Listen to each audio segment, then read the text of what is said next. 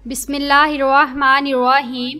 حضرت آمنہ رضی اللہ تعالیٰ عنہ فرماتی ہیں کہ جب میرا بچہ میرے پیٹ میں تھا تو بڑی عجیب عجیب چیزیں دیکھتی تھی۔ اگر میں گھر سے باہر نکلتی تو بادل کا ایک سایہ میرے اوپر آ جاتا اور مجھے دھوپ نہ لگتی۔ اگر میں پانی بھرنے کے لیے زمزم کے کنویں کی طرف جاتی تو راستے میں جتنے پیڑ ہوتے ان کی ٹہنیاں میرے سامنے جھک جاتی جیسے مجھے سلام کر رہی ہوں۔ میں حیران تھی کہ آخر یہ سب میرے ساتھ ہی کیوں ہو رہا ہے، اور جب زمزم کے کنویں کے پاس پہنچتی تو نیچے کا پانی اپنے آپ اوپر آنے لگتا اور بالکل اوپر منڈیر تک آ جاتا اور میں اپنے ہاتھوں سے ہی بالٹی پکڑ کر پانی بھر لیتی تھی۔ مکہ کی عورتیں مجھے زمزم کے کنویں کے پاس کھڑے رکھتی تھی اور مجھے جانے نہیں دیتی تھی۔ وہ کہتی تھی کہ اے آمنہ، تم تھوڑی دیر اور کھڑی رہو ورنہ تمہارے جانے سے یہ پانی ابھی نیچے چلا جائے گا اور پھر ہمیں پانی بھرنے میں بہت تکلیف ہوگی۔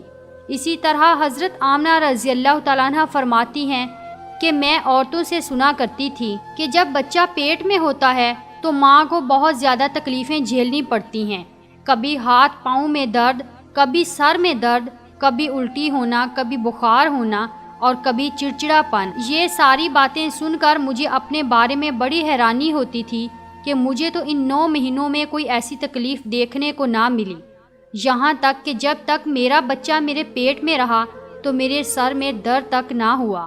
اسی طرح حضرت آمنہ کو بڑے عجیب عجیب خواب بھی نظر آتے تھے۔ وہ فرماتی ہیں کہ جب میں رات کو سوتی تو مجھے خواب نظر آتا کہ میرے جسم کے اندر سے ایک نور نکلا ہے اور اس نے ساری دنیا کو روشن کر دیا ہے۔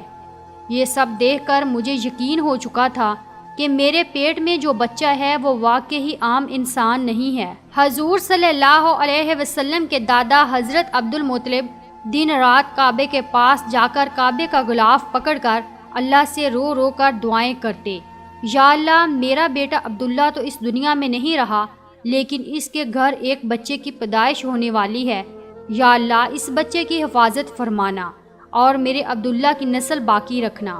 حضور صلی اللہ علیہ وآلہ وسلم کے سارے چچا اسی انتظار میں رہتے تھے کہ میرے بھائی عبداللہ کے گھر بچہ کب پیدا ہوگا۔ یہودیوں کی کتاب توریت میں لکھا ہوا تھا کہ جب آخری نبی آئے گا تو اس کے پیدا ہونے سے 10 دن پہلے آسمان پر ایک لال رنگ کا ستارہ نکل کر چمکنے لگے گا۔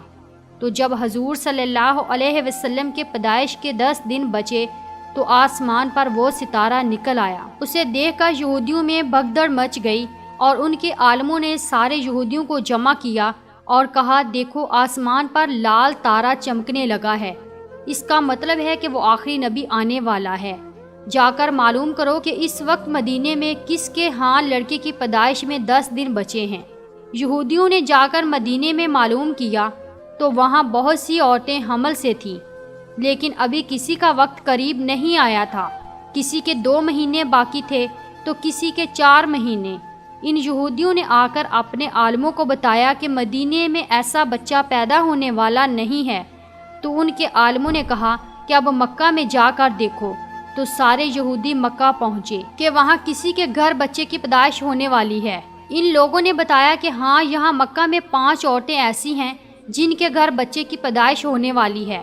تو ان یہودیوں نے کہا کہ نہیں، ایسے بچے کی پیدائش کی جس کا باپ وفات پا چکا ہو، یعنی جس کا باپ اب اس دنیا میں نہ رہا ہو۔